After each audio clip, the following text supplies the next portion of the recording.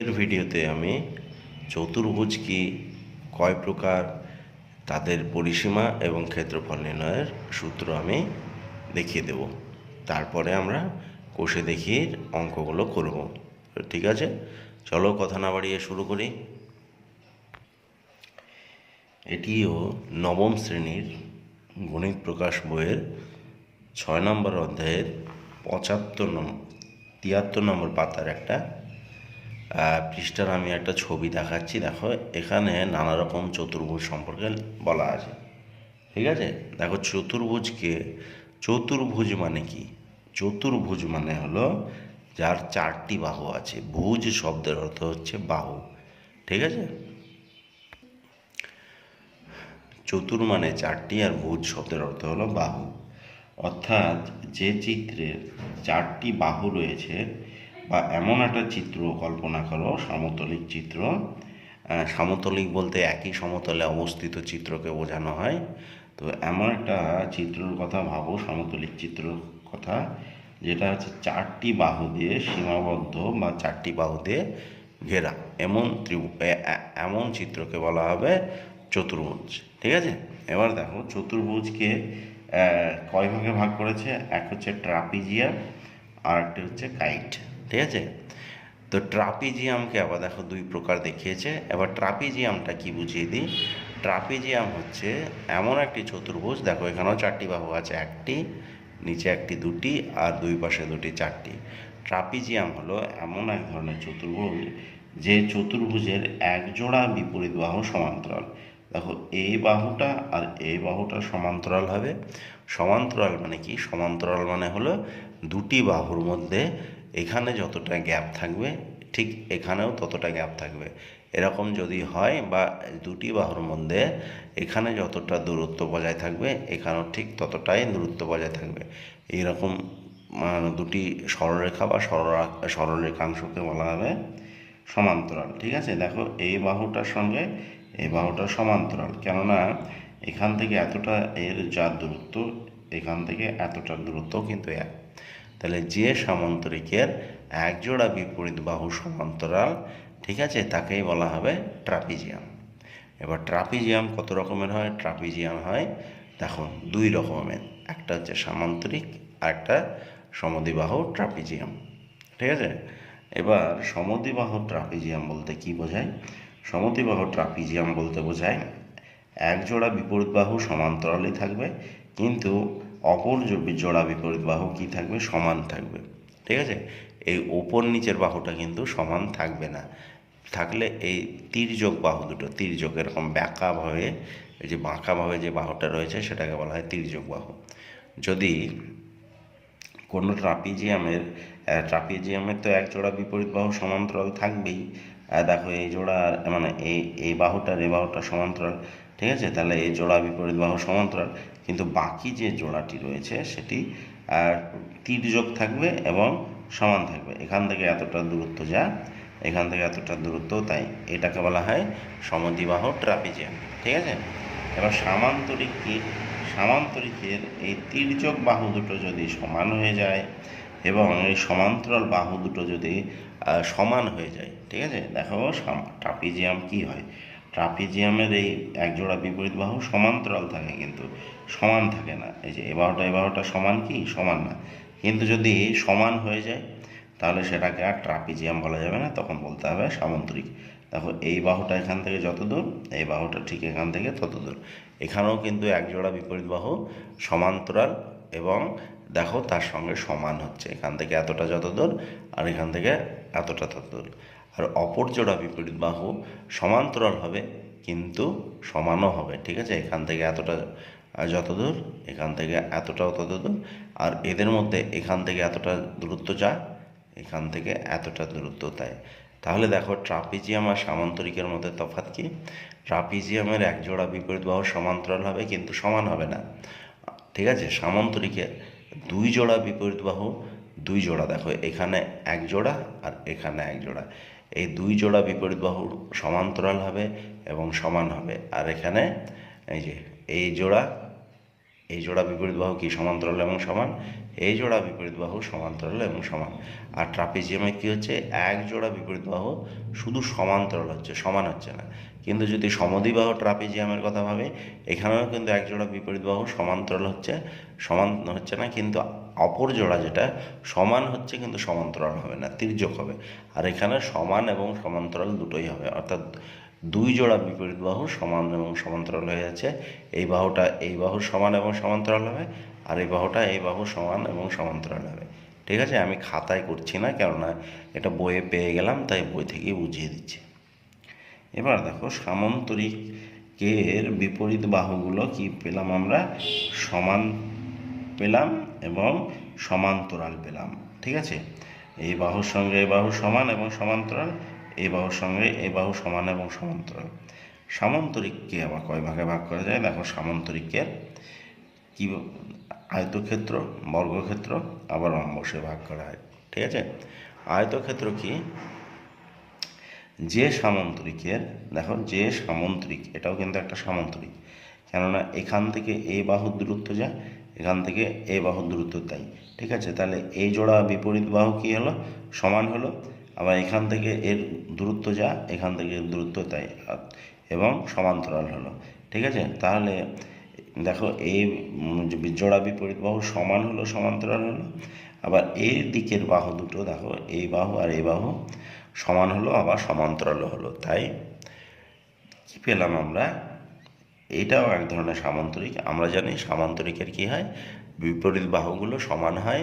দেখো বিপরীত বাহুগুলো এখানেও সমান হলো, আবার সমান্তরাল হয়। এই যে এই বাহুর সঙ্গে এই বাহুর সমান্তরাল, দেখো এই বাহুর সঙ্গে এই বাহুর সমান্তরাল, এই বাহুর সঙ্গে এই বাহুর সমান্তরাল, এবং এদের মধ্যে যে আছে, সমান আছে, বাহুগুলো সমান আছে।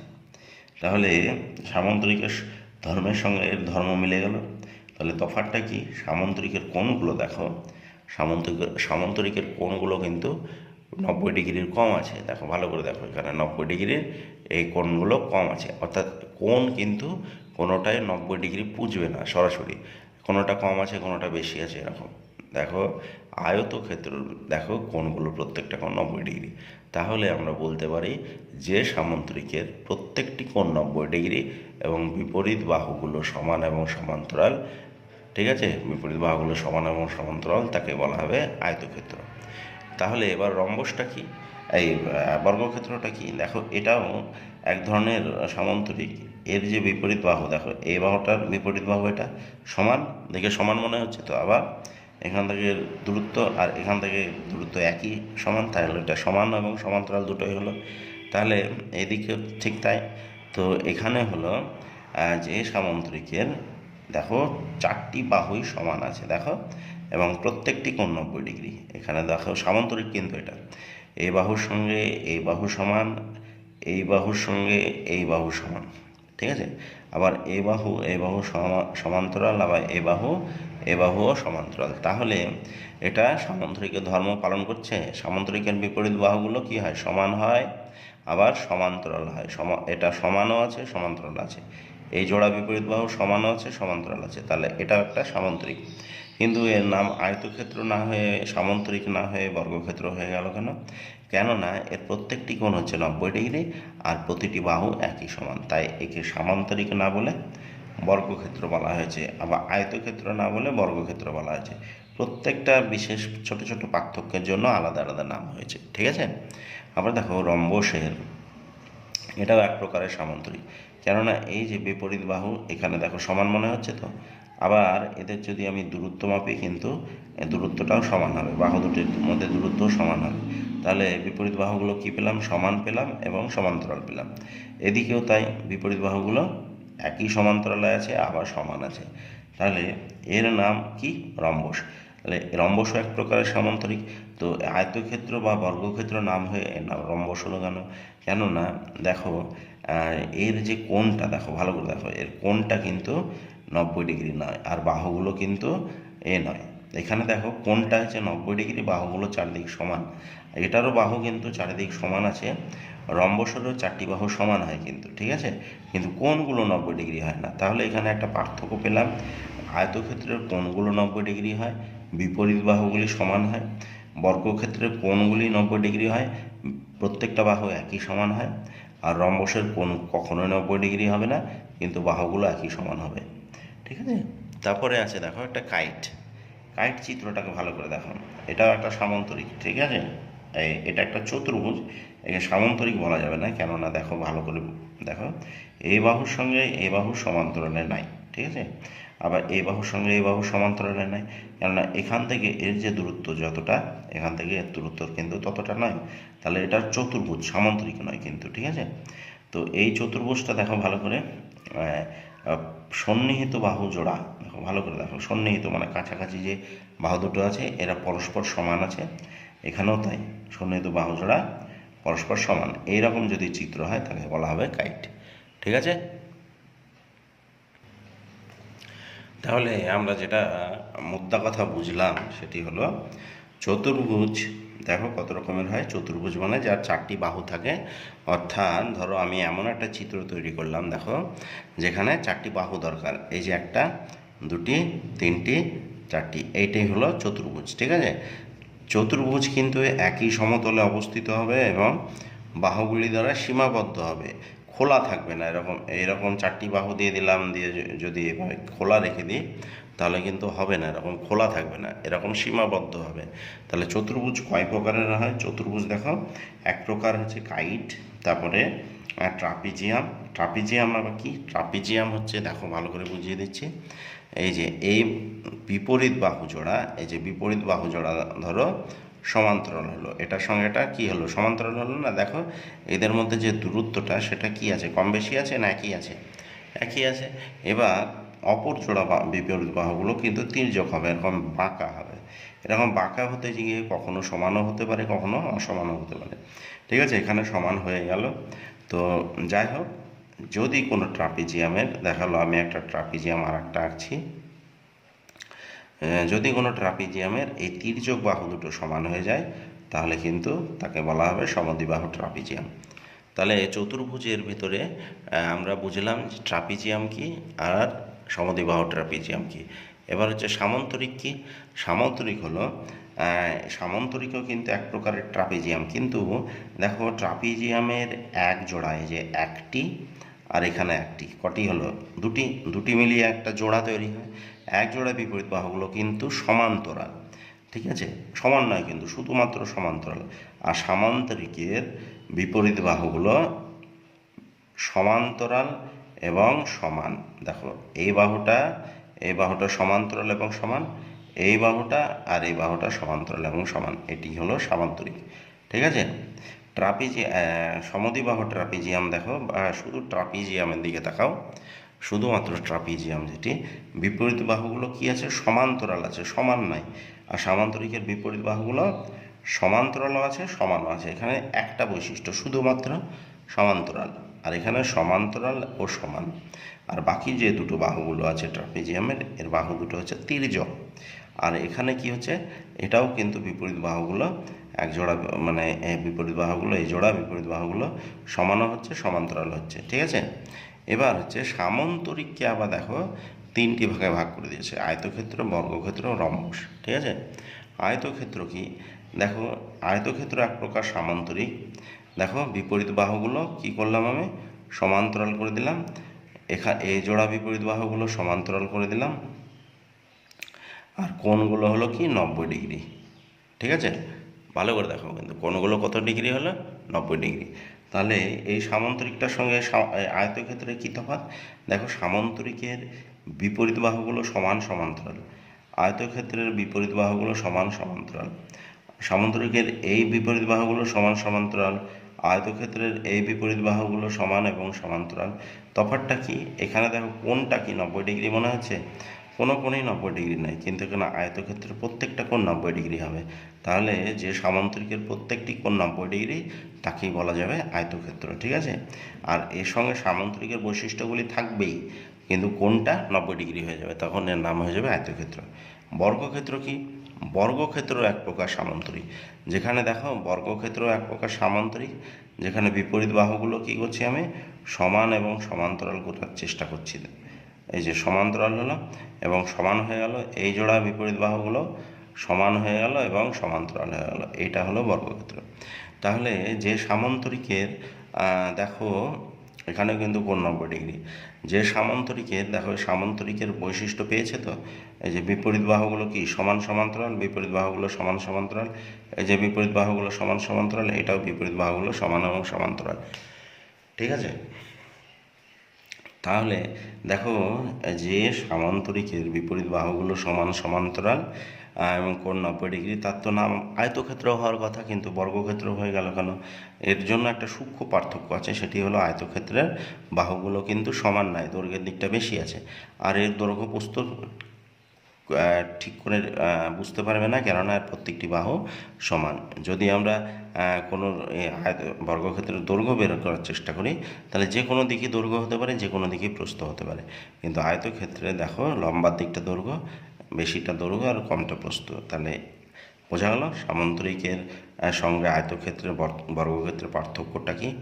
এবার হলো তোমার রম্বস। রম্বসটা কি? রম্বসটাই হলো, এটাও এক প্রকারের সামান্তরিক,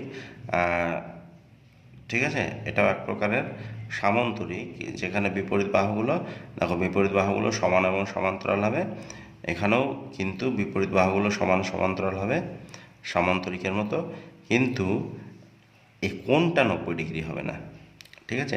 তাহলে এটাকে সরাসরি সামান্তরিক বলা যেত, কিন্তু আরেকটা এর সঙ্গে সূক্ষ্ম পার্থক্য আছে। দেখো সামান্তরিকের বিপরীত বাহুগুলো সমান এবং সমান্তরাল, এখানেও বিপরীত বাহুগুলো সমান এবং সমান্তরাল, সামান্তরিকের এই বিপরীত বাহুগুলো সমান এবং সমান্তরাল, এটাও আর এই বাহুটা সমান এবং সমান্তরাল। তাহলে এটাকে সরাসরি সামান্তরিক না বলে রম্বস কেন বলা হচ্ছে?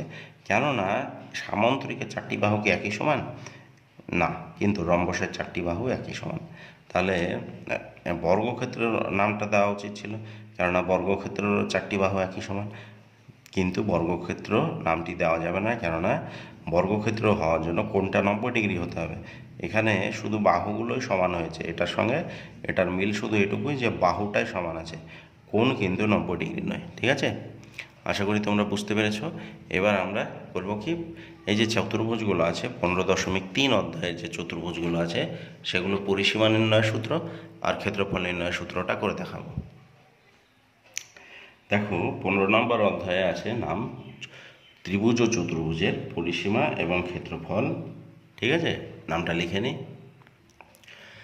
দেখো এই অধ্যায়ের নাম হচ্ছে ত্রিভুজ ও চতুর্ভুজের পরিসীমা ও ক্ষেত্রফল। আমি ত্রিভুজ নিয়ে এর আগের একটা ভিডিওতে ত্রিভুজের পরিসীমা ও ক্ষেত্রফল কীভাবে বের করতে হয় সেটা বুঝিয়ে দিয়েছি। সেখানে কিন্তু নানা রকমের ত্রিভুজ ছিল, সূক্ষ্মকোণী, সমকোণী, সমবাহু, বিষমবাহু, ঠিক আছে। টোটাল ত্রিভুজ কত রকমের হয়? বাহুর দিক থেকে 3 প্রকার, কোণের দিক থেকে 3 প্রকার, 6 প্রকার। তো ওখানে কম করে 4 প্রকারের ত্রিভুজের ওখানে পরিসীমা এবং ক্ষেত্রফলের সূত্র আমি দেখিয়ে দিয়েছি, যেগুলো তোমার 15.3 অধ্যায়ে আছে যে ত্রিভুজগুলো। আজকে আমি শুধুমাত্র সেই চতুর্ভুজগুলোর পরিসীমা এবং ক্ষেত্রফল দেখাবো, যেগুলো 15.3 অধ্যায়ে দেওয়া আছে, ঠিক আছে। 15.3 অধ্যায়ে সামান্তরিক নিয়ে কয়েকটি প্রশ্ন আছে, ঠিক আছে। তো সামান্তরিক আঁকলে তোমরা নিশ্চয়ই শিখে গেছো সামান্তরিক কেমন হবে, বিপরীত বাহুগুলো কী হবে, সমান হবে। দেখো এই বাহুটা সমান হলো, আবার সমান্তরালও হবে। দেখো এই বাহুটা আর এই বাহুটা সমান্তরাল, এই বিপরীত বাহুগুলো কী হবে, সমান এবং সমান্তরাল হবে, ঠিক আছে। এটা হলো সামান্তরিক। এবার এই সামান্তরিকটার নাম দাও। সামান্তরিকটার নাম এ বি সি ডি, ঠিক আছে। এবার যদি বলে এই সামান্তরিকটির পরিসীমা বের করতে, তাহলে প্রথমে পরিসীমা বের করার জন্য কি করবে? পরিসীমা মানে কি এর আগের ভিডিওতে বুঝিয়েছি, তাও আর একবার বুঝিয়ে দিচ্ছি। পরিসীমা হলো এই যে 4টি বাহু, এই বাহুটাকে যোগ করতে হবে, এই ধারগুলোকে পরিসীমা বলা হয়। এ থেকে বি বাহু, বি থেকে সি বাহু, সি থেকে ডি বাহু আর ডি থেকে এ বাহু, এগুলোকে বলা হয় পরিসীমা। তাহলে হবে এ বি যোগ বিসি যোগ, দেখো এ বির সঙ্গে বিসি যোগ হবে, সিডি যোগ হবে, তারপর ডিএ যোগ হবে, সিডি যোগ ডিএ, তারপরে একক লিখতে হবে। পরিসীমার ক্ষেত্রে শুধু একক, ঠিক আছে। এটা হলো সামান্তরিকের পরিসীমা। এর ক্ষেত্রফল মানে কি? ক্ষেত্রফল মানে হচ্ছে এই ভেতরে জায়গাটা কতটা আছে, এই যে ভেতরের জায়গাটা কতটা, সামান্তরিকটা কতটা জায়গা দখল করে আছে, সেটি হবে ক্ষেত্রফল। তাহলে ক্ষেত্রফল বের করার সূত্র কি? ক্ষেত্রফল বের করার জন্য তোমাদেরকে যেটি করতে হবে সেটি হলো সামান্তরিকের যে ভূমি, এই যে ভূমি, এই ভূমির সঙ্গে উচ্চতা, এই সামান্তরিকটার যে কোনো জায়গা থেকে একটা লম্ব উচ্চতা নিতে হবে। লম্ব উচ্চতা অর্থাৎ 90 ডিগ্রি একটা কোণ তৈরি করলে, 90 ডিগ্রি কোণ তৈরি করলে সামান্তরিকের যে বাহুটা পাওয়া যাবে, এই বাহু মানে এই রেখা থেকে এই রেখাংশ পর্যন্ত, ধরো এখানে একটা চাঁদা ভিড়িয়ে 90 ডিগ্রি কোণ তৈরি করে দিলে, এবার এই 90 ডিগ্রি কোণের যে লম্বটা হবে সেই লম্বটা আর দূরত্ব যতটা হবে সেটাই হবে উচ্চতা। এখানে ধরে নিলাম যে আমি এই জায়গাটার নাম দিলাম ই, ঠিক আছে? এখানে উচ্চতা হচ্ছে এ ই, তাহলে ভূমি আর উচ্চতা এ ই গুণ করে দিলে সামান্তরিকের কী পাবো আমি? ক্ষেত্রফল পেয়ে যাব।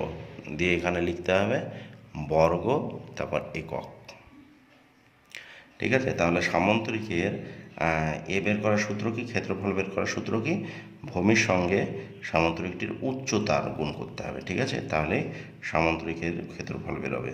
তাহলে সামান্তরিকের পরিসীমা হলো 4টি বাহুকে যোগ করলে পরিসীমা পাচ্ছি, আর ক্ষেত্রফল নির্ণয়ের জন্য ভূমির সঙ্গে উচ্চতার গুণ করছি দিয়ে বর্গ একক, ঠিক আছে? এটা গেল সামান্তরিক। এবার আরও এক প্রকারের সামান্তরিক যেটার নাম রম্বস, এ নিয়েও তোমাদের বই কিন্তু কয়েকটা প্রশ্ন রয়েছে। 15.3 অধ্যায়ে রম্বস নিয়েও কয়েকটা প্রশ্ন আছে। রম্বসের চিত্র কেমন হয়? রম্বসও কিন্তু এক প্রকার সামান্তরিক হয়। রম্বস এক প্রকার সামান্তরিক, যেখানে দেখো রম্বসের চিত্র, রম্বসও এক প্রকার সামান্তরিক। তাহলে কি হবে? বিপরীত বাহুগুলো কি হবে? সমান্তরাল হবে, ঠিক আছে? আবার বিপরীত বাহুগুলো সমানের সঙ্গে সঙ্গে এই বিপরীত বাহুগুলোও কিন্তু সমান হবে, ঠিক আছে? এটা হলো রম্বসের চিত্র। কিন্তু এই কোণগুলো কিন্তু 90 ডিগ্রি হবে না, ঠিক আছে? এই কোণগুলো 90 ডিগ্রি হবে না। বিপরীত বাহুগুলো সমান হবে, সমান্তরাল হবে। দেখো এক্ষেত্রে বিপরীত বাহুগুলো সমান এবং সমান্তরাল রয়েছে, ঠিক আছে? কোণগুলো 90 ডিগ্রি হবে না। রম্বসের 4টি বাহু কিন্তু সমান হয়, 4টি বাহু সমান। বর্গক্ষেত্রের মতো এর বর্গক্ষেত্রে যেমন 4টি বাহু সমান, রম্বসেরও 4টি বাহু সমান, ঠিক আছে? কোণ কিন্তু বর্গক্ষেত্রের মতো 90 ডিগ্রি হবে না। এরকম চিত্র হতে পারে রম্বসের, আবার এরকমও হতে পারে। দেখো এই যে এর বিপরীত বাহু কোনটা হবে? এইদিকে হবে, বিপরীত বাহুগুলো সমান এবং সমান্তরাল হয়ে গেল। এর বিপরীত বাহু কোন দিকে হবে? এইদিকে হবে, সমান এবং সমান্তরাল হয়ে গেল। তাহলে দেখো বিপরীত বাহুগুলো সমান এবং সমান্তরাল, ঠিক আছে? এরও কিন্তু কোণগুলো 90 ডিগ্রি হবে না, কেননা এটা তো রম্বসের চিত্র, 90 ডিগ্রি হবে না কোণ, ঠিক আছে? রম্বসের 4টি বাহু কিন্তু সমান, ঠিক আছে? এবার রম্বসের পরিসীমা কি করে বের করতে হবে? যদি আমি রম্বসটার নাম এ বি সি ডি দিই, এ বি সি ডি দিই, তাহলে পরিসীমা কীভাবে বের করব? পরিসীমা সমান, দেখো পরিসীমা মানে কি? এই 4টি ধারের যোগফল। তাহলে এ বির সঙ্গে বিসি, বিসির সঙ্গে সিডি, সিডির সঙ্গে ডি এ যোগ করব।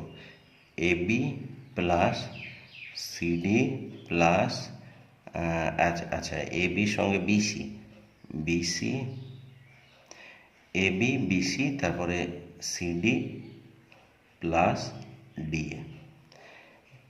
পরিসীমা হচ্ছে এই যে এ বি ধার, বিসি ধার, সিডি ধার আর ডিএ ধার, এই 4টি ধারকে যোগ করলে পাওয়া যাবে পরিসীমা, দিয়ে এখানে একক লিখতে হবে। এবার রম্বসের ক্ষেত্রফল বের করার জন্য কি করতে পারি? রম্বসের ক্ষেত্রফল বের করার জন্য, রম্বস কি এক প্রকারের সামান্তরিক, তাই তো? দেখো রম্বসের ক্ষেত্রফল কতভাবে বের করা যায় আমি প্রত্যেকটি লিখে দিচ্ছি কিন্তু এখানে। রম্বস এক প্রকার সামান্তরিক, তো তাহলে আমরা সামান্তরিকের ক্ষেত্রফল বের করার জন্য কি করলাম? ভূমি আর উচ্চতা গুণ করেছি। দেখো ভূমি গুণ উচ্চতা, এক্ষেত্রেও যদি আমরা ভূমির মান জানি এবং উচ্চতার মান জানি, তাহলে গুণ করে দিলে রম্বসের ক্ষেত্রফল পাওয়া যাবে, বর্গ একক। ভূমি এবং উচ্চতার মান জানা থাকলে রম্বসের ক্ষেত্রফল পাওয়া যাবে। 2 নাম্বার, দেখো রম্বসের ক্ষেত্রফল বের করার জন্য আরেকটি সূত্র রয়েছে, সেটি হলো রম্বসের, ধরো রম্বসের দুটি কর্ণ দেওয়া আছে,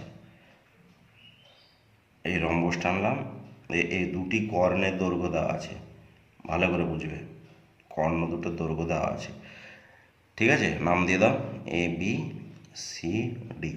এই যে একটা রম্বস টেনেছি, এর দুটো কর্ণ, এই যে এসি একটা বিডি একটা, বিপরীত দুটো শীর্ষবিন্দুকে যোগ করলে যে রেখাংশ পাওয়া যায় সেটাকে কর্ণ বলা হয়। তো দুটি কর্ণ দেওয়া আছে, তখন কি করে ক্ষেত্রফল বের করবে, তখন কর্ণ দুটির গুণফল করবে, কর্ণ দুটির গুণফল করে তাকে 2 দিয়ে ভাগ করে দিবে, দিয়ে লিখবে বর্গ একক। তাহলে রম্বসের ক্ষেত্রফলের কটা সূত্র পেলাম, একটি হচ্ছে ভূমি আর উচ্চতাকে গুণ করে, আরেকটি হচ্ছে কর্ণ যদি দেওয়া থাকে কর্ণ দুটোকে গুণ করে 2 দিয়ে ভাগ করে, ঠিক আছে, এইভাবে রম্বসের ক্ষেত্রফল পাওয়া যায়। 3 নম্বর, ধরো রম্বসের দুটো কর্ণর মান দেওয়া নেই, একটি কর্ণের মান দেওয়া আছে, হয় এই কর্ণটা না হলে এই কর্ণটার মান দেওয়া আছে।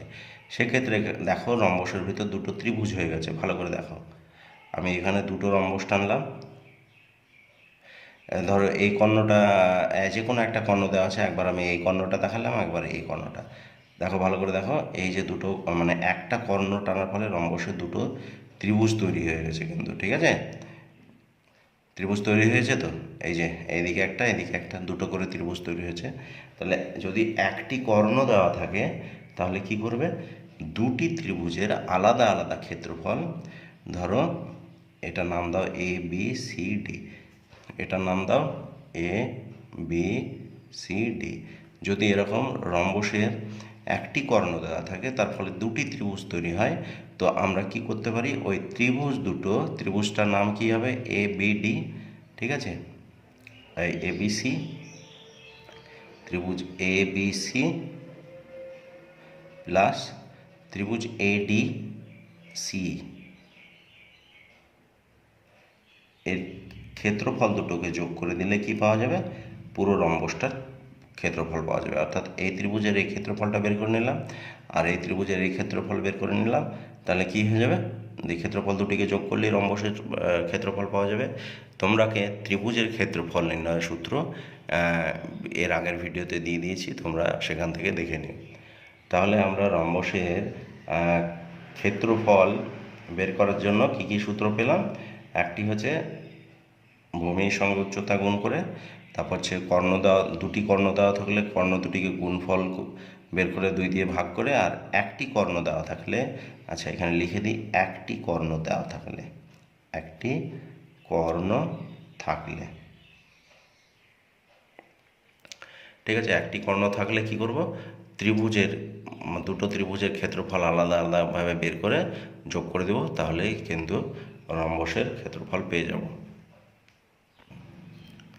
আবার 15.3 অধ্যায়ে, ঠিক আছে, আরেক প্রকারের চতুর্ভুজ নিয়ে প্রশ্ন আছে, সেটি হলো ট্রাপিজিয়াম। তো ট্রাপিজিয়াম আমি ধরো লিখেছি, ছবি এঁকেছি, ট্রাপিজিয়ামের কত রকমের হয়, ট্রাপিজিয়াম আমি বলেছিলাম ট্রাপিজিয়াম 2 রকমের হয়, একটি হলো এমনি ট্রাপিজিয়াম, আরেকটি হলো এই তির্যক বাহু দুটো কী হবে, তির্যক বাহু দুটো সমান হবে, যদি সমান হয় তাহলে বলা হবে সমদ্বিবাহু ট্রাপিজিয়াম, এইটা হলো সমদ্বিবাহু ট্রাপিজিয়াম, ঠিক আছে,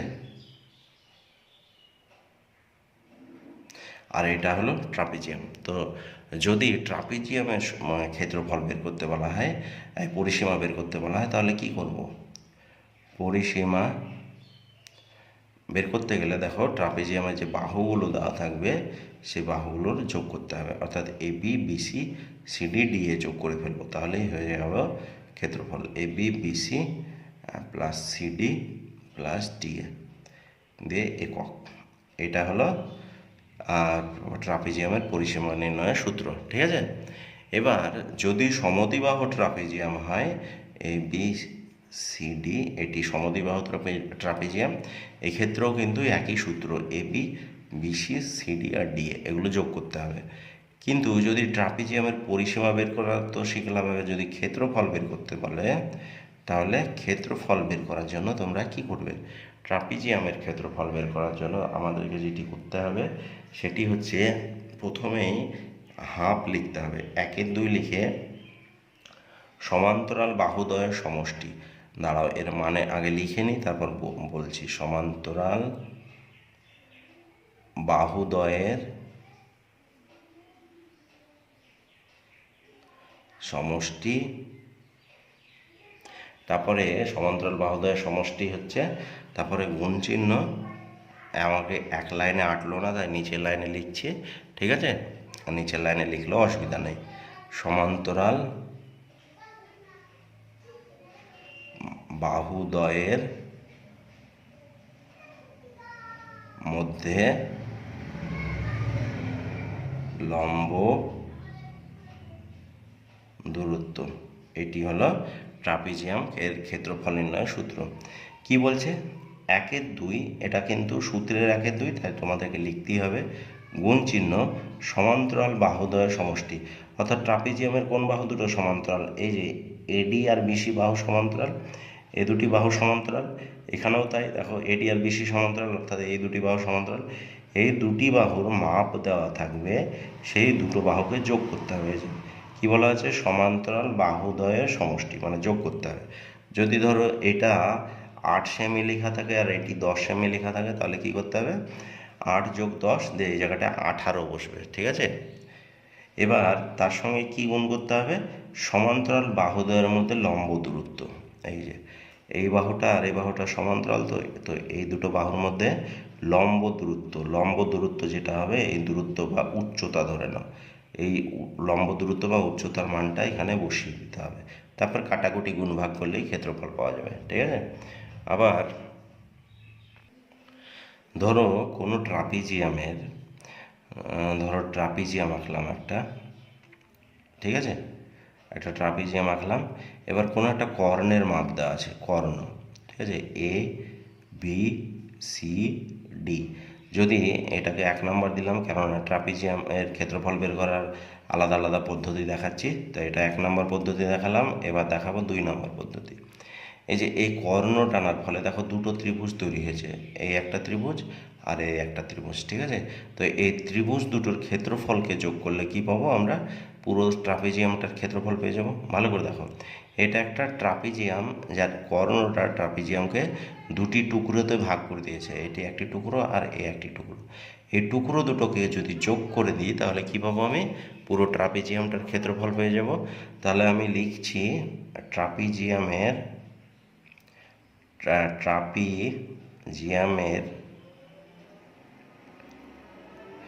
একটি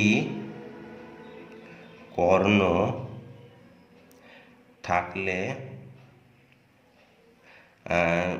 এই যে ত্রিভুজ, যে মানে এখানে এই নামগুলো আছে বলে লিখছি, তোমরা কিন্তু এই নামগুলো ভেবো না যে সব জায়গায় একই নাম থাকবে। এই যে ত্রিভুজ, দুটো ত্রিভুজ পেয়ে গেছি, এ বি ডি, লিখে ফেলো। ত্রিভুজ এ বি ডি প্লাস হচ্ছে ত্রিভুজ ডিবিসি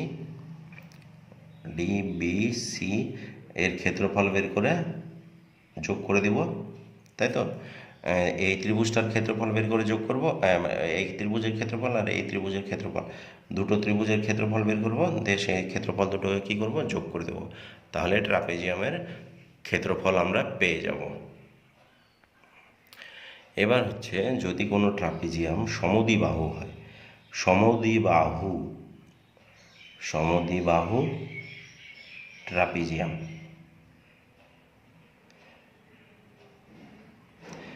এই সমদ্বিবাহু ট্রাপিজিয়ামের ক্ষেত্রফল কীভাবে বের করব? এর সূত্র কিন্তু আলাদা, ঠিক আছে? এর আগের সূত্রতে চলবে না। এর সূত্র একটা সহজ সূত্র আছে, সেটি হলো প্রথমে হাফ দিবে, ঠিক আছে? তারপরে রুট চিহ্ন দিবে, বাইরে গুণ চিহ্ন দিয়ে 4 লিখবে। তারপর হচ্ছে তির্যক বাহু দুটোর কি আছে দেখো, আমরা জানি সমদ্বিবাহু ট্রাপিজিয়ামের তির্যক বাহু দুটো সমান হয়। তো এখানে তির্যক বাহুটা লিখে তারপর স্কোয়ার দিয়ে দেবে, বিয়োগ চিহ্ন, যে সমান্তরাল বাহু দুটো থাকবে, সমান্তরাল অর্থাৎ ওপর নিচে যে বাহুটা থাকবে, তির্যক সাইডের বাঁকা বাহুগুলো না, ওপরে যে সমান্তরাল বাহু দুটো থাকবে ট্রাপিজিয়ামে, যে এই বাহু দুটো, এই বাহু দুটোর কি করব, অন্তর্ফল মানে সমান্তরাল বাহুদ্বয়ের বিয়োগফল মানে বিয়োগ করে দিবে, পুরোটাকে স্কোয়ার করে দিবে। ঠিক আছে, এইভাবেই বেড়ে যাবে সমদ্বিবাহুটা। খাই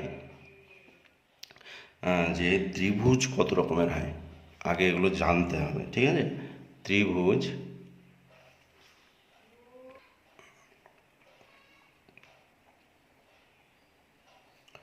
ত্রিভুজ কয় প্রকার কে বলতে পারবে? ঠিক আছে, ত্রিভুজকে দুই দিক থেকে ভাগ করা হয়। একটা হচ্ছে বাহুর দিক থেকে বা বাহু ভেদে, আরটা হয় কোণ ভেদে। ঠিক আছে, কোণ ভেদে। বাহু ভেদে ত্রিভুজকে আবার তিনটি ভাগে ভাগ করা হয়। একটি হচ্ছে সমবাহু ত্রিভুজ, দুই নাম্বার হচ্ছে সমদ্বিবাহু ত্রিভুজ,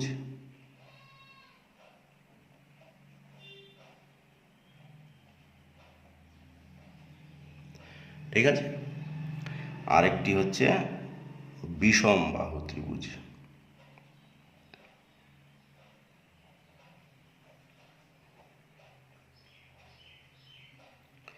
আমি এই ত্রিভুজগুলো সম্পর্কে অত ডিটেলসে এই ভিডিওতে বোঝাবো না, কেননা এই ত্রিভুজের শুধু কয়েকটা জিনিস জানলেই হবে। সমবাহু বলতে তিনটি বাহু সমান।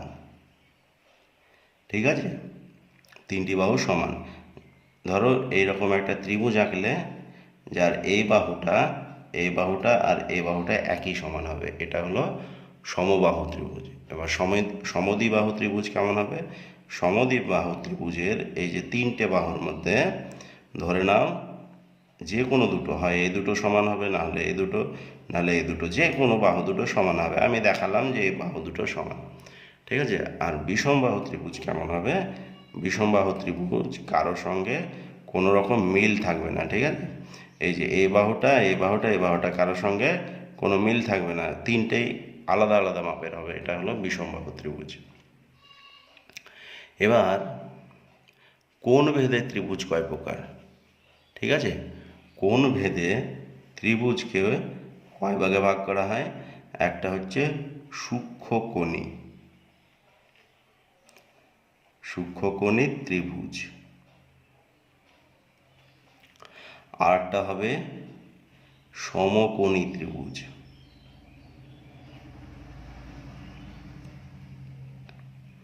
আরেকটি হবে স্থূলকোণী ত্রিভুজ।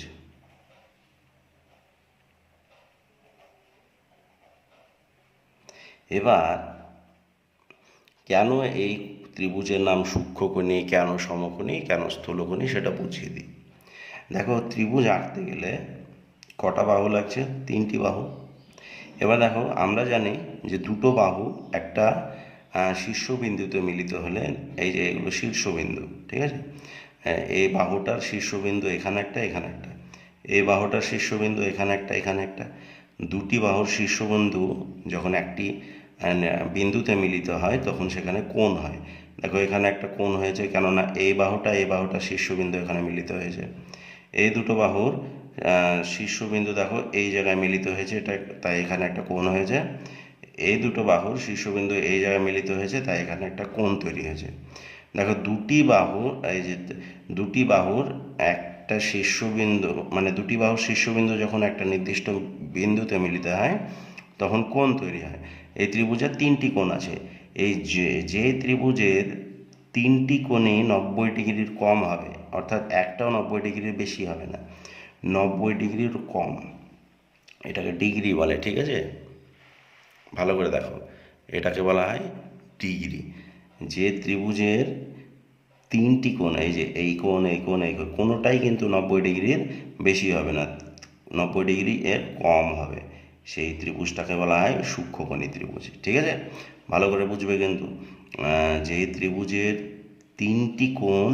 তিনটি কোণ একটাও কিন্তু 90 ডিগ্রির বেশি না বা 90 ডিগ্রি না, সেটাকে বলা হয় সূক্ষ্মকোণী। এবার সমকোণী কি? সমকোণী হলো যে ত্রিভুজের একটি কোণ, ধরো আমি দেখালাম যে এই কোণটা 90 ডিগ্রি, ঠিক আছে, একটা কোণ, বাকি দুটো কোণের কথা বলছি না, যে কোনো একটা কোণ 90 ডিগ্রি হয়ে গেলে তাকে বলা হবে সমকোণী। আর স্থূলকোণী কি বলা হবে? ত্রিভুজের যে কোনো একটি কোণ যদি 90 ডিগ্রির বেশি হয়ে যায়, 90 ডিগ্রির বেশি হয়ে যায়, তখন বলা হবে স্থূলকোণী, 90 ডিগ্রি এর বেশি। ভালো করে দেখো, সূক্ষ্মকোণী হবে ত্রিভুজের তিনটি কোণ 90 ডিগ্রির কম থাকবে, ঠিক আছে। আর 90 ডিগ্রি পুজে গেলে সেটিকে আর সূক্ষ্মকোণী বলা যাবে না, 90 ডিগ্রি হয়ে গেলে সেটা কি বলতে হবে? সমকোণী ত্রিভুজ। এবার যদি বাই চান্স 90 ডিগ্রির একটা কোণ 90 ডিগ্রির বেশি হয়ে গেল, তখন সেটাকে কিন্তু আর সমকোণী বলা যাবে না, এবার বলতে হবে স্থূলকোণী ত্রিভুজ। ঠিক আছে, তোমাদের আশা করি ধারণা ক্লিয়ার হয়ে গেছে। তাহলে ত্রিভুজকে আমরা কয় প্রকার পেলাম? দেখো, বাহুভেদের ত্রিভুজ 3 প্রকার: সমবাহু, সমদ্বিবাহু, বিষমবাহু। এই যে বিষমবাহু, ঠিক আছে। আচ্ছা, এখানে লিখতে ভুলে গেছি, এখানে সমদ্বিবাহু মানে দুটি বাহু সমান, দুটি বাহু সমান, ঠিক আছে। আর বিষমবাহু মানে তিনটি বাহু অসমান, তিনটি বাহু অসমান। আর এখানে কিন্তু কি বললাম, যে সূক্ষ্মকোণী মানে হচ্ছে তিনটি কোণে একটিও কিন্তু 90 ডিগ্রির বেশি হবে না, কম হবে। সমকোণী হচ্ছে একটা কোণ 90 ডিগ্রি থাকবে, আর স্থূলকোণী হচ্ছে 90 ডিগ্রির বেশি হবে একটা কোণ, যে কোনো একটা কোণ 90 ডিগ্রির বেশি হবে, তাহলে সেটাকে বলা হয় স্থূলকোণী। তাহলে এবার দেখো, আমাদেরকে 15 নম্বর অধ্যায়ে বলা হয়েছে ত্রিভুজের পরিসীমা ও ক্ষেত্রফল। চতুর্ভুজও আছে, আমি এখন যেহেতু ত্রিভুজ বুঝালাম, ত্রিভুজ নিয়ে আলোচনা করলাম, তাই আমি শুধু এখন ত্রিভুজের পরিসীমা আর ক্ষেত্রফলের সূত্রগুলো তোমাদেরকে লিখে দেখাবো। প্রথমেই আমরা সমবাহু ত্রিভুজের পরিসীমা দেখব যে কীভাবে বের করতে হয়। দেখো, পরিসীমা, ঠিক আছে। দেখো, আমি এখানে কি লিখলাম? পরিসীমা লিখলাম। পরিসীমা বের করার জন্য আমরাকে কি করতে হবে? পরিসীমা মানে কি বুঝতে হবে। পরিসীমা হলো, ধরো এই যে একটা ত্রিভুজ আঁকলাম আমি, এই ত্রিভুজের এই বাহুটার এই বাহুটাকে, প্রত্যেকটা বাহুকে মাপলে, ধরো এটা মাপলে এটা হলো 6 সেমি, এটা মাপলে এটা হলো 4 সেমি, এইটা মাপলে এটা হলো 3 সেমি। এই যে 6, 4 আর 3, 6, 4 আর 3 এগুলোকে যোগ করে যেটা পাওয়া যাবে 13, সেটাই হলো এর পরিসীমা। অর্থাৎ পরিসীমা মানে কি বুঝলে? পরিসীমা মানে বোঝা গেল এটুকুই, যে বাহুগুলো দেওয়া থাকবে সে বাহুগুলোকে যোগ করতে হবে। তাহলে পরিসীমার সূত্র কিন্তু একটাই, এইভাবেই পরিসীমা বের করতে হয়। তাহলে যদি আমি বলি যে সমবাহু ত্রিভুজের পরিসীমা কি করে বের করবে? সমবাহু ত্রিভুজের পরিসীমা কিভাবে বের করবে? তাহলে কি করবে? সমবাহু ত্রিভুজের পরিসীমা বের করতে গেলেও একই নিয়ম, যে বাহুগুলো দেওয়া আছে, ধরো এটা এ, এটা বি, এটা সি। আমরা জানি সমবাহু মানে কি হয়? সমবাহু মানে এ বি, মানে এই বাহুটা যত বড় হবে, বিসি এই বাহুটাও তত বড় হবে, আর এসি এই বাহুটাও তত বড় হবে, ঠিক আছে। অর্থাৎ এ বির সঙ্গে বিসি সমান হবে, আবার এসি সমান হবে, তাই আমি লিখলাম এ বি সমান বিসি সমান এসি, ঠিক আছে। তাহলে দেখো, যে সমবাহু ত্রিভুজের পরিসীমা কিভাবে বের করবে? যা আমরা যদি এ বি, বিসি আর এসিকে যোগ করে দিই, ধরো এ বি সঙ্গে বিসি আর বিসির সঙ্গে এসি যোগ করে দিলাম, তাহলেই ত্রিভুজের পরিসীমা বেরিয়ে গেল, ঠিক আছে। কেননা একক, এটা হবে একক। আমরা জানি যে ত্রিভুজের 3টি বাহুকে যোগ করলে পরিসীমা হবে। দেখো, এ বি একটা বাহু, দেখো ভালো করে ছবির সঙ্গে মেলাও, বিসি একটা বাহু, এই যে এই জায়গাটা বিসি একটা বাহু, আর এসি একটা বাহু। এই বাহুগুলোকে যোগ করলে কি পাওয়া যাবে? সমবাহু ত্রিভুজের পরিসীমা পাওয়া যাবে। এবার দেখি আমরা সমদ্বিবাহু ত্রিভুজের পরিসীমা কিভাবে বের করব। সমদ্বিবাহু ত্রিভুজের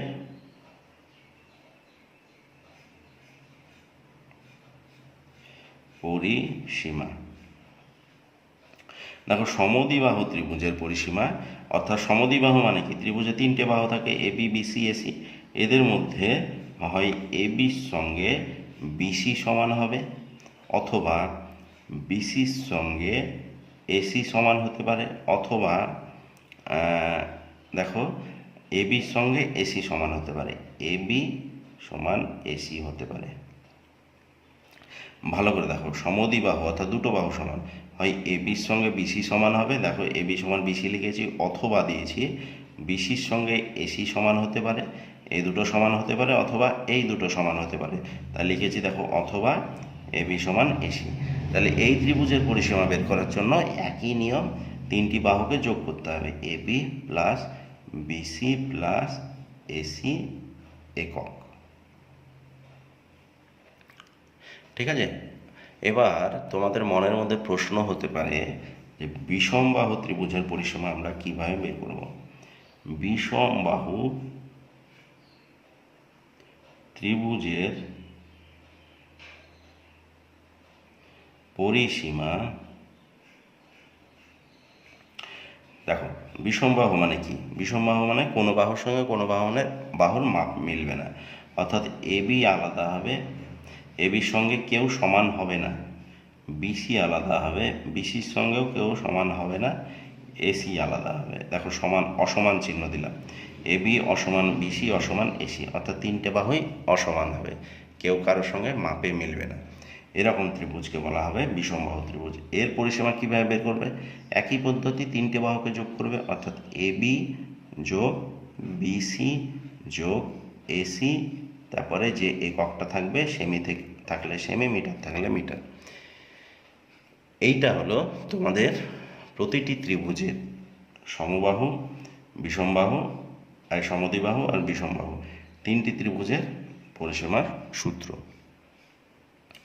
এবার যদি তোমরা বলো যে সূক্ষ্মকোণী ত্রিভুজের কিভাবে পরিসীমা বের করব, তাহলে সেই একই পদ্ধতি, এই বাহুটা, এই ত্রিভুজটা যদি নাম দিই এ, আচ্ছা নাম দিয়ে দিই আমি এ বি সি, তাহলে এই ত্রিভুজটার পরিসীমা কিভাবে বের করব? সূক্ষ্মকোণী ত্রিভুজের পরিসীমা বের করার জন্য একই পদ্ধতি, এবি বাহুর সঙ্গে বিসি বাহু আর এসি বাহু সব যোগ করে নেব, অর্থাৎ তিনটি বাহুকে যোগ করব।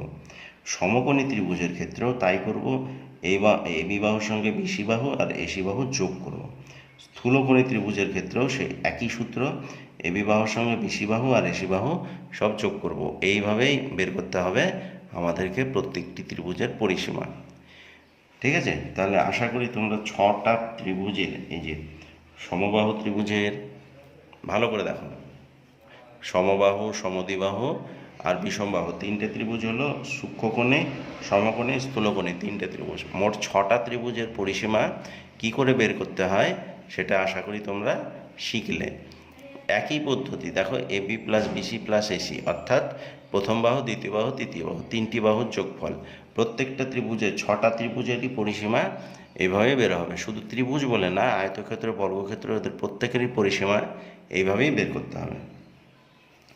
এবার আমাদেরকে অধ্যায়ে যেটা বলা হয়েছে, ত্রিভুজ যের পরিসীমা হলো, এবার ক্ষেত্রফল বের করতে হবে। এর ক্ষেত্রফল মানে কি সেটা বুঝবো আমরা। ঠিক আছে, ত্রিভুজের পরিসীমা বের করার সূত্র বলে দিলাম, এবার হচ্ছে ক্ষেত্রফল। আগে আমরা জানবো ক্ষেত্রফল জিনিসটা কি। ঠিক আছে, ক্ষেত্রফল জিনিসটা হলো, ধরো আমি এইটা একটা ত্রিভুজ আঁকলাম, এবারে ত্রিভুজের ভেতরের অংশটাকে রং করে দাও, এই যে ভেতরের অংশটাকে বলা হয় ক্ষেত্রফল। ঠিক আছে, আর এই যে বাইরের ধারগুলো, সেগুলোকে কি বলা হয়? পরিসীমা বলা হয়। একটু আগেই আলোচনা করলাম, পরিসীমা হচ্ছে এই বাইরের ধারগুলোর যোগফল, আর ক্ষেত্রফল হচ্ছে ভেতরের অংশটা কতটা অংশ দখল করে আছে। ঠিক আছে, তো এবার দেখো তোমাদেরকে এবার যেটা হবে সেই, এবার একটু মনে রাখার বিষয় আছে যে এই মানে প্রত্যেকটা ত্রিভুজের ক্ষেত্রফল কিন্তু বের করার সূত্র এক না। যেমন সমবাহু ত্রিভুজের পরিসীমার সূত্র যা ছিল, সমদ্বিবাহু ত্রিভুজের পরিসীমা বের করার সূত্র একই ছিল। আবার বিষমবাহু তিনটে ত্রিভুজেরই পরিসীমা বের করার একই পদ্ধতি ছিল। শুধু তাই নয়, সমকোণী, সূক্ষ্মকোণী এবং স্থূলকোণী এদের প্রত্যেকের কিন্তু ছরকম ত্রিভুজেরই পরিসীমা বের করার সূত্র একই ছিল। কিন্তু এই যে ক্ষেত্রফল বের করার সূত্র কিন্তু এক নয়। ঠিক আছে, প্রথমে আমরা আমাদের এই তোমাদের 15 নম্বর অধ্যায়ে কি কি ত্রিভুজের অঙ্ক আছে সেগুলোই আমি ক্ষেত্রফল বের করার সূত্র বলে দিয়েছি। ঠিক আছে, প্রথমেই আমরা সমবাহু ত্রিভুজের ক্ষেত্রফল কীভাবে বের করতে হয় সেটা লিখব। দেখো, সমবাহু ত্রিভুজের ক্ষেত্রফল, অর্থাৎ এই ভেতরের অংশটা, ধরো একটা সমবাহু ত্রিভুজ আছে যার এ বি, বিসি এবং সি এ বাহু বা এসি বাহু, তিনটে বাহু একই মাপের বা সমান, এরকম একটা ত্রিভুজের ক্ষেত্রফল অর্থাৎ ভেতরের জায়গাটা কতটা আছে সেটা বের করার জন্য একটি সূত্র রয়েছে বইয়ে, দেখবে √3/4 ইন্টু বাহু হোল স্কোয়ার। ঠিক আছে, বাহু স্কোয়ার, এটা হচ্ছে সমবাহু ত্রিভুজের ক্ষেত্রফল। এখানে বাহুর কেন লেখা হলো, প্রথমে √3/4 এটা একই রকম থাকবে, গুণ চিহ্নটাও থাকবে। বাহুর জায়গায় ত্রিভুজের যে বাহু আছে, বাহুগুলোর মাপ যেহেতু একই সমান, তাই একটা বাহুর মাপ, ধরো এটা যদি 5 হয়, এই বাহুটা 5 হলে এগুলো 5 হবে, এটাও 5 হবে, তাহলে 5 লিখে স্কোয়ার করে দেবে, অর্থাৎ দুবার 5 লিখবে গুণ চিহ্ন দিয়ে দিয়ে সেটা গুণ ভাগ করে কাটাকুটি করলেই উত্তর চলে আসবে।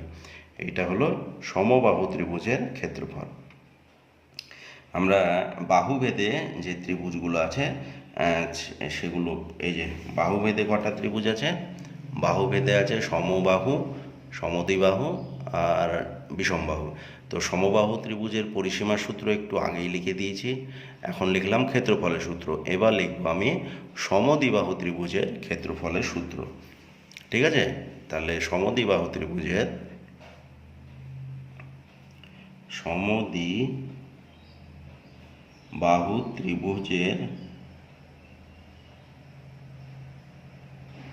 ক্ষেত্রফল,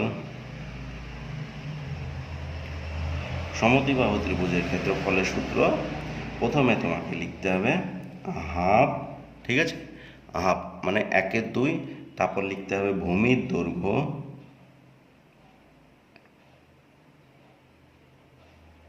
তারপর একটা এরকম বড় রুট চিহ্ন দিবে। ঠিক আছে, এই জায়গাটায় লিখবে সমান বাহু দ্বয়ের একটি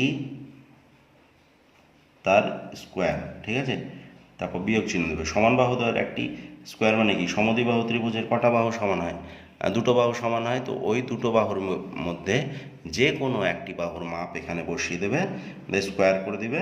তারপরে এখানে লিখবে ভূমি বাই 2 তার স্কোয়ার। অর্থাৎ দেখো, এইটা ভালো করে দেখো, এইটা হলো আমার সমদ্বিবাহু ত্রিভুজ। ঠিক আছে, যার এই বাহুটা আর এই বাহুটা সমান।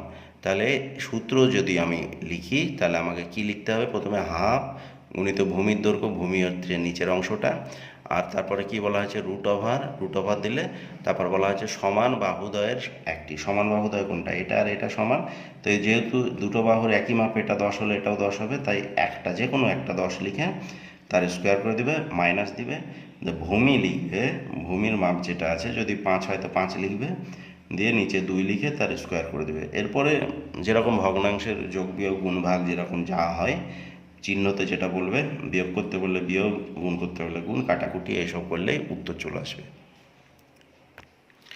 এবার আমরা সমবাহু লিখলাম, সমবাহু ত্রিভুজের ক্ষেত্রফল, সমদ্বিবাহু ত্রিভুজের ক্ষেত্রফল লিখলাম। এবার বিষমবাহু ত্রিভুজের ক্ষেত্রফল লিখব বিষমবাহু ত্রিভুজের ক্ষেত্রফল।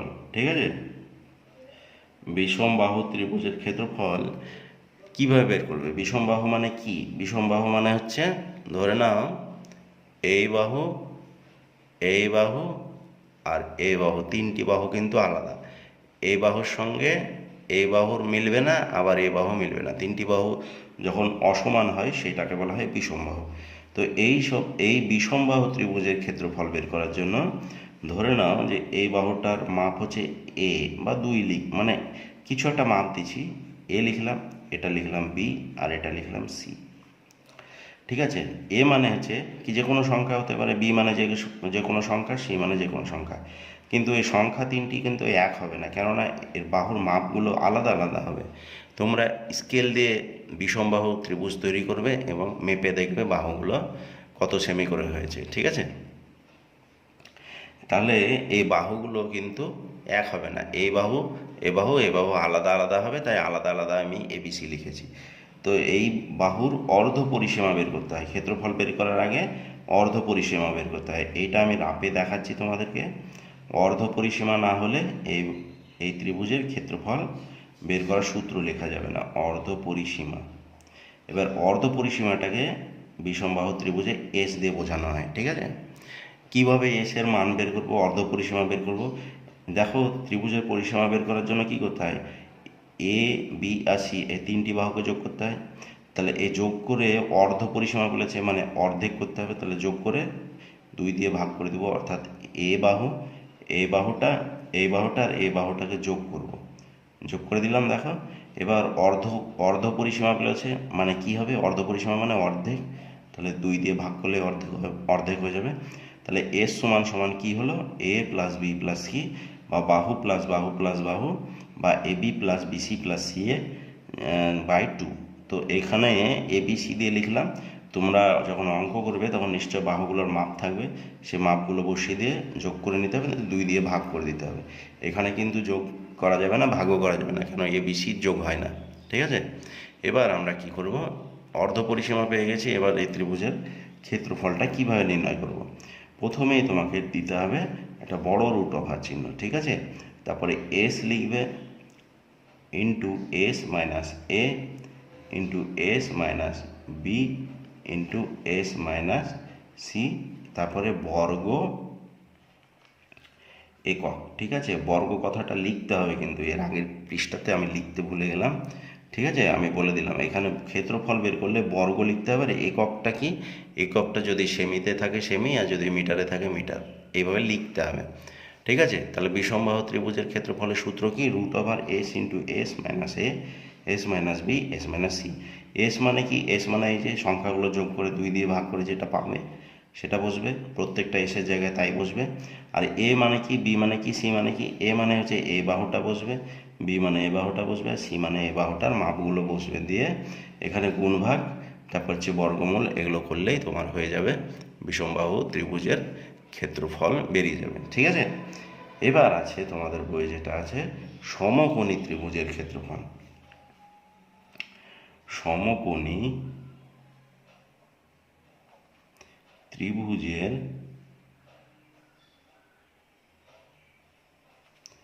ক্ষেত্রফল। সমকোণী ত্রিভুজের ক্ষেত্রফল কীভাবে বের করবে? সমকোণী ত্রিভুজটা কী জিনিস দেখো আগে। সমকোণী ত্রিভুজ হচ্ছে, ভুল হয়ে গেল, একটা কোণ 90 ডিগ্রি হবে বলেছিলাম এর আগে। ধরো এই কোণটায় এই জায়গাটায় 90 ডিগ্রি কোণ তৈরি করেছে, এটা হলো সমকোণী ত্রিভুজ। তো সমকোণী ত্রিভুজের ক্ষেত্রফল বের করার জন্য আমাদেরকে যেটি করতে হবে সেটি হলো, সূত্রটি হলো এরকম: হাত গুণ সমকোণ সংলগ্ন সমকোণ সংলগ্ন বাহু দুটির গুণফল। দেখো, এই যে এটা হলো সমকোণী ত্রিভুজ। এই সমকোণী ত্রিভুজটার এই ভেতরের অংশটা, ক্ষেত্রফলটা বের করার জন্য কি করতে হবে? হাফ লিখতে হবে। তারপর সমকোণ সংলগ্ন, সমকোণ কোণটা এটা, এখানে 90 ডিগ্রি কোণ আছে, একে এর সংলগ্ন, সমকোণ সংলগ্ন মানে এই 90 ডিগ্রিকে 90 ডিগ্রি তৈরি করেছে যে বাহু দুটো, সে বাহু দুটো, এই বাহুটার গুণফল কিন্তু এখানে লিখতে হবে। অর্থাৎ এই বাহুটা যাই হবে এটা লিখবে, গুণ চিহ্ন এটা দিয়ে কাটাকুটি করলেই উত্তর চলে আসবে। এটাই হলো সমকোণী ত্রিভুজের ক্ষেত্রফল। এবার তোমাদের বইয়ে আরও একটা আছে, সমকোণী সমদ্বিবাহু ত্রিভুজের